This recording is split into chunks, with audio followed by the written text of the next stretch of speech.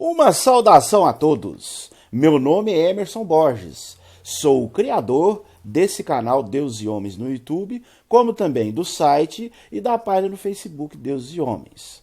Sou bacharel em História e por mais de 20 anos fui ministro religioso.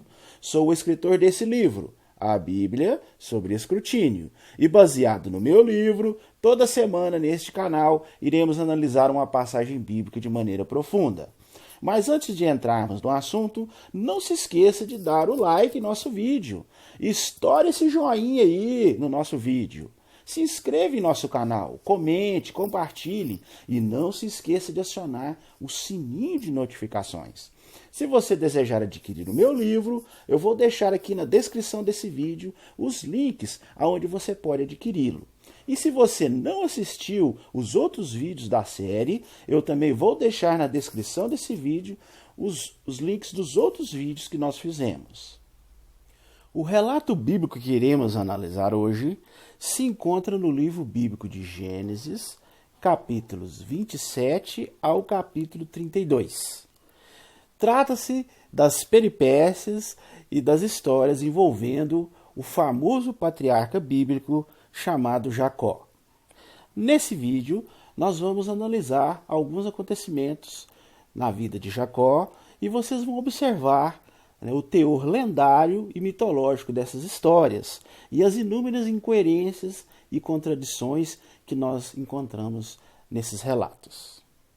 Já no capítulo 27, nós observamos um acontecimento que envolveu Jacó e sua mãe numa tentativa de ludibriar o pai de Jacó, que no caso era Isaac. Jacó era filho de Isaac, que era filho do famoso patriarca bíblico Abraão. Portanto, Jacó era neto de Abraão. E, naquela época, havia o costume de passar a primogenitura. Sempre o primeiro filho, ele tinha ali alguns benefícios por ser primogênito. E, normalmente, os filhos eles davam muito valor a essa primogenitura, pois ela proporcionava alguns benefícios interessantes para a pessoa. Mas Jacó era gêmeo com Esaú, né? E Esaú, ele nasceu primeiro, portanto, ele é que teria o direito à primogenitura. Mas, segundo o relato bíblico, o Deus da Bíblia, já no nascimento, resolveu que iria favorecer Jacó. Já falou no ventre que as crianças já estavam brigando, que haveria uma rixa muito grande entre eles e que o mais velho ia servir o mais novo e que o mais novo ia se destacar mais, né? Então, aí já vemos uma incoerência muito grande, né? Pois a Bíblia, em diversas passagens, inclusive nessa, mostra que esse assunto de livre-arbítrio, né, que as pessoas têm o direito de tomar suas decisões, suas escolhas, já cai por terra, né? Porque em diversas ocasiões Deus já predetermina quem vai ser bom, quem vai dominar, quem vai ser dominado, quem vai ser abençoado, independente da decisão que a pessoa tome na vida, do rumo que ele escolha. Então isso já mostra que não existe esse negócio de livre-arbítrio. E, segundo o relato, Jacó, ele, junto com a sua mãe, né, ele ludibria o seu pai, porque Isaac, na ocasião, ali no capítulo 27, relata que ele já estava muito velho e estava cego, não estava enxergando bem. E estava na época de Isaac passar a primogenitura, abençoar o primogênito, né, e passar todas as bênçãos para o primogênito. Aí a esposa de Isaac resolveu conversar com Jacó e falou com ele assim: não, vamos fazer o seguinte, seu pai já está cego e você vai chegar perante ele, eu vou colocar alguns pelos de animais no seu corpo, porque Jacó ele tinha menos pelos no corpo do que Isaac. Isaac era mais peludo. E para ludibriar Isaac, a mãe de Jacó, né, e junto com Jacó, eles arquitetam esse plano, colocam pelos no corpo de Jacó, no pescoço, nas mãos. E para ludibriar a Isaac, Jacó chega com aqueles pelos no corpo e Isaac pergunta: é Esaú, meu filho, que está chegando? E Jacó, descaradamente, mente pro seu pai. Fala assim, não, pai, aqui é o Esaú, é o Esaú.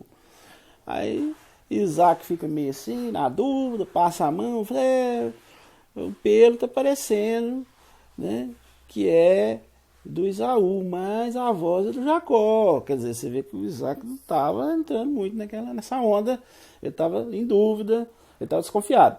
Mas Jacó insiste na mentira, né, e continua afirmando que é Esaú e fala para Isaac abençoá-lo com a primogenitura. Então Isaac, meio na dúvida, ele fala, então tá bom, vou te abençoar, e passa a primogenitura para Jacó através desse ardil, né, desse estratagema malicioso feito, né, por Jacó e pela mãe de Jacó para trapacear e ludibriar Isaac. Então veja bem, o famoso patriarca bíblico Jacó fazendo uso de mentiras para surrupiar a primogenitura que era legalmente do seu irmão Esaú. No capítulo 29 de Gênesis, nos deparamos com outro acontecimento interessante na vida desse patriarca bíblico Jacó.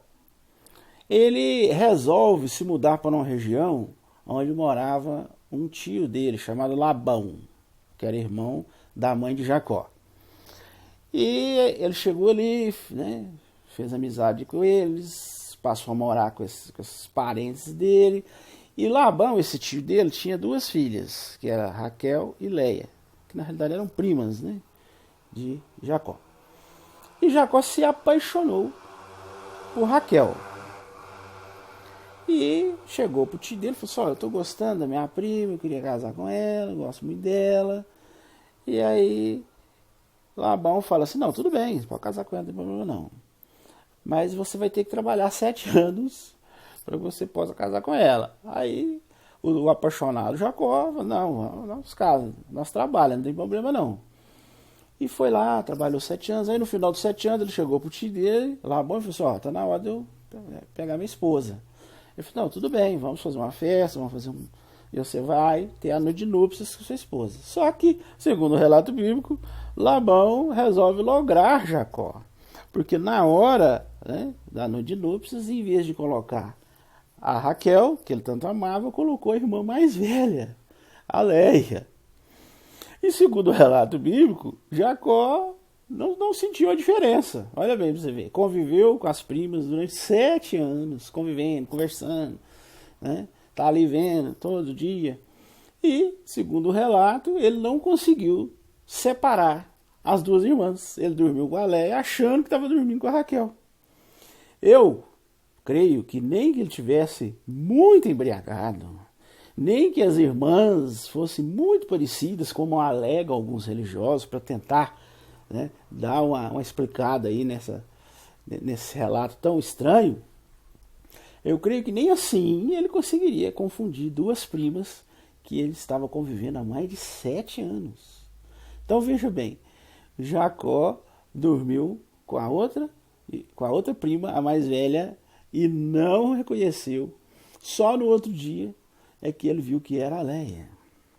Agora veja bem a situação. Aí o que aconteceu? Segundo o relato, ele chegou para o Labão e falou assim, oh, você me logrou, né? Você me tapeou. Aí Labão falou assim, não, esse aqui é o costume, é a mais velha casar primeiro, então eu coloquei a mais velha. Aí ele falou, não, mas eu gosto da outra. Eu falei, então você trabalha mais 7 anos. E aí ele, mais 7 anos, trabalhou para que finalmente, né, tivesse a sua amada Raquel. No capítulo 30 de Gênesis, há um outro relato muito interessante envolvendo o nosso patriarca bíblico Jacó. Ele, depois de casado, né, com as duas filhas de Labão, ele fica ali vivendo com ele, com o tio, e eles começam a criar cabras e ovelhas, né? Ele vira um criador de ovelhas e de cabras. E os rebanhos ficavam juntos. E aí, para separar ali o que era de um, o que era de outro, eles resolveram entrar num acordo lá. As ovelhas e as cabras que nascessem lisas seriam de Labão. As que nascessem listradas e malhadas, quer dizer, com alguma mancha, seria de Jacó. E assim foi. Só que estava acontecendo que sempre nascia as lisas. E Jacó estava levando graxa nessa história aí. Aí, numa certa ocasião, ele teve uma brilhante ideia. Ele resolveu fazer uma experiência genética segundo os seus conhecimentos. Veja bem o que ele fez. Ele pegou algumas varas, alguns galhos, e cortou esses galhos para que eles tivessem a aparência de malhados e de listrados, como se fossem listas nos galhos. E colocou esses galhos ali nos bebedouros onde o rebanho vinha beber água. E, segundo a ideia de Jacó, ele pensou que os animais, ao olharem esses galhos listrados e riscados, ao terem os seus filhotes, os filhotes iam nascer também listrados. Olha bem, você vê a ideia do Jacó. Qualquer estudante de biologia, ao se deparar com um texto desse, o mínimo que ele vai fazer é dar uma gargalhada, porque isso aí é um absurdo, não existe isso na genética. Ao ler um trecho desse, eu creio que qualquer biólogo ficaria totalmente sem saber como que uma pessoa pode ter tido uma ideia dessa. Por mais que vivesse numa época antiga, onde havia várias ideias locais ali sobre isso, eu creio que seria muito difícil uma pessoa chegar a uma conclusão dessa. A genética deixa bem claro que isso não tem nada a ver. Animais observarem galhos listrados vão ter os filhotes listrados. Isso é uma descrição biológica ridícula e infantil. Ao ler isso, eu acho que até mesmo Mendel, que foi o criador da genética, que inclusive era um monge, era um religioso, ao ler isso eu creio que ele deve ter entrado em colapso, porque ele pensou assim, gente, mas como é que pode uma coisa dessa? Ele deve ter se revirado. Mas eu creio que a Bíblia não ajudou Mendel em nada a chegar nas suas conclusões genéticas, que foram a base da genética moderna, da biologia moderna. Por quê? Porque nós sabemos que os traços dos filhos não tem nada a ver com o que os pais olham na hora que estão fazendo o filho, não é mesmo? Mas parece que Jacó realmente cria nisso e o Deus bíblico, não sei porquê, usou uma mágica lá e fez com que desse certo isso, perpetuando esse conceito totalmente errôneo, esse conceito biológico totalmente errôneo. Agora eu te pergunto, como que pode uma pessoa ler um relato desse e levar isso a sério? É óbvio que isso aí se trata de um relato mitológico e que expressa ali as ideias arcaicas da época, daqueles povos tribais, primitivos, e que às vezes desenvolviam certas ideias totalmente deturpadas sobre a questão da procriação dos animais.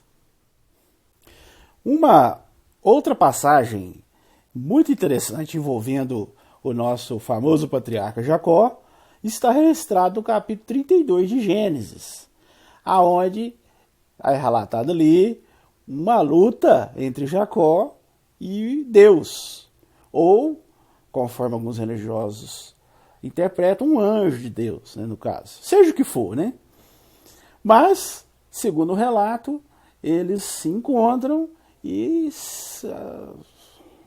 começam ali uma luta corporal entre os dois, Uma verdadeira luta de UFC, entendeu?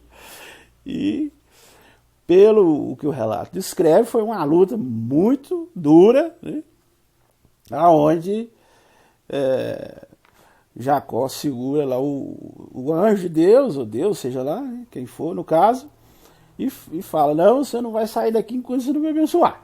Olha pra você ver, um homem segurando lá um ser espiritual poderoso, quer dizer, dominou esse ser espiritual e obrigou ele a abençoar Jacó.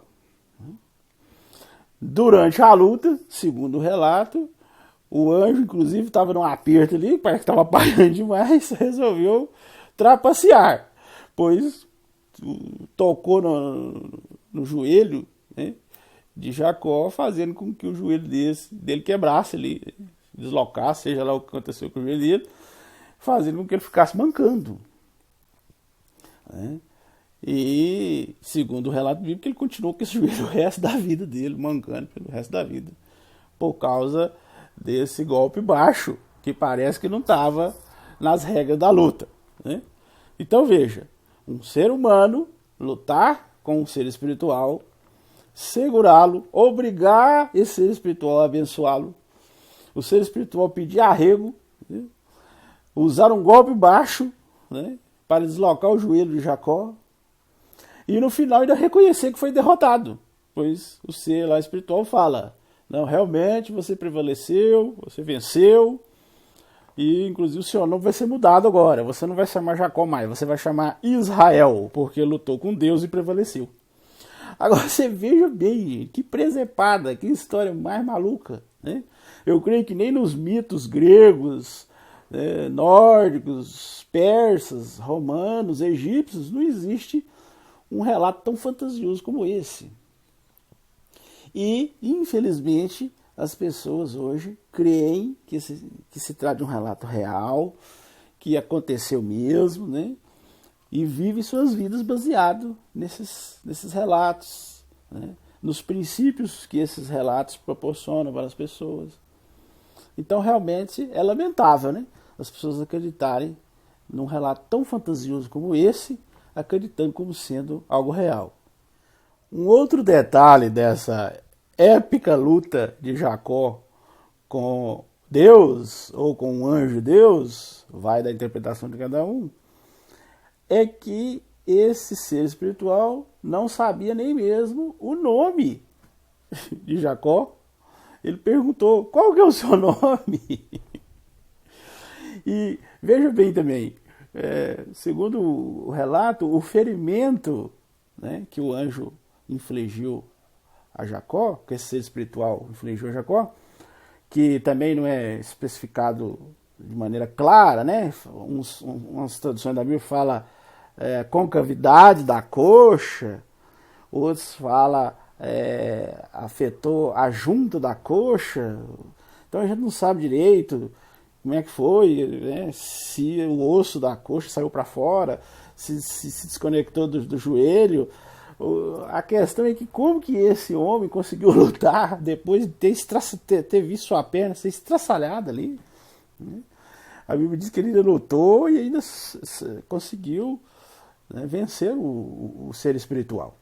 Então realmente fica claro aí o teor mitológico, lendário, fantasioso dessa história, né? Então, veja bem, fiz aqui, contém alguns detalhes, né, como vocês acompanharam, do famoso patriarca bíblico Jacó. Um homem que tinha 2 esposas, né, e dormiu com uma, não conseguiu identificar que era a outra, né, confundiu as irmãs na noite de núpcias, logrou o seu pai, né, se disfarçando do seu irmão para receber uma bênção.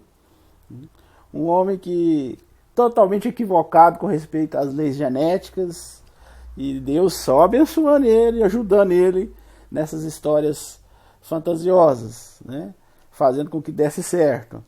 Um homem que entra em combate corporal com o ser espiritual, faz o anjo pedir arrego, o anjo usa até um golpe baixo, ferindo ele na perna, e ele continua lutando, vence esse ser espiritual e ainda o obriga a abençoá-lo. Então veja bem, um relato totalmente fantasioso, totalmente mitológico, que chega a fazer os outros mitos gregos, nórdicos, ficarem no chinelo, né, devido às peripécias dessas histórias.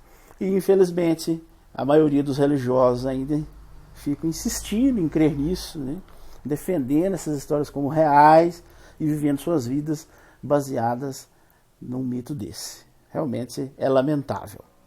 Bem, essa era a história que iríamos analisar hoje. Um abraço a todos e até o nosso próximo vídeo.